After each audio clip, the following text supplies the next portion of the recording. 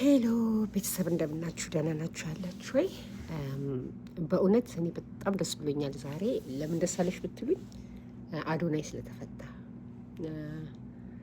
በጣም ደስ ብሎኛል። አም ሶ ሃፒ አም ሶ በቃ አይ ዶንት ኖ እንዴት ደስ እንዳለኝ ዩ ሃቭ ኖ አይዲያ። እኔና አንድ ዘመድ ያለች ከእሷ ጋር ሆነን በየቀኑ ነበረ ለምንድን ነው ግን እና አዶናይ የታሰሩት ምን አድርገው ነው እና በየቀኑ እየገባን ዩቱብ ምናምን ኒውስ ምናምን ዲግ እናደርግ ነበር እና የእነሱን ኒውስ ለመስማት ማለት ነው። እና በመፈታቱ በጣም ደስ ብሎኛል። ሁላችሁም ስለተፈታችሁ ደስ ብሎኛል። እና አንድ ነገር ግን ማለት የምፈልገው ነገር ምን አለ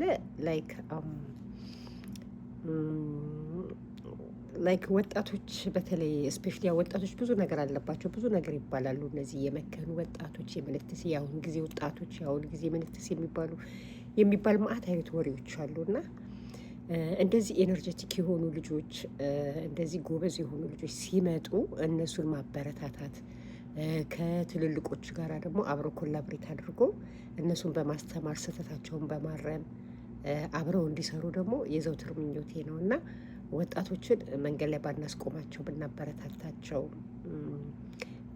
ሊሳሳቱ ይችላሉ፣ ለምን ወጣቶች ስለሆኑ ማለት ነው። እና ስህተታቸው እየተነገራቸው እርማት ያለበት ቦታ ላይ ደግሞ እንዲታረሙ ትልልቆቹ እየመከራቿቸው ከእነሱ ጋር አብሮ ለምሳሌ አሁን ያለንበት ዘመን ከትልልቆቹ ይልቅ ለወጣቶቹ ቅርብ ነው ብዬ ነው የማስበው እኔ። እና ወጣቶች ብዙ ነገር ማድረግ ይችላሉ እና ለወደፊት ሀገር ተረካቢዎችም እነሱ ናቸው።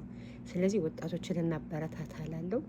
ጃኒ ስለተፈታህ በጣም ደስ ብሎኛል። አዶኖ ተፈታህ ከሆነ ብቻ እኔ የአዶናይን ቤተሰቦችን ያየሁት ዩቱብ ላይ፣ ግን ሁላችሁም ከተፈታችሁ ኮንግራጁሌሽንስ ስለሁላችሁ፣ እንኳን ከቤተሰቦቻችሁ ጋር ተቀላቀላችሁ። አዶናይ ግን አም ሶ ሀፒ፣ በእውነት በጣም ደስ ብሎኛል።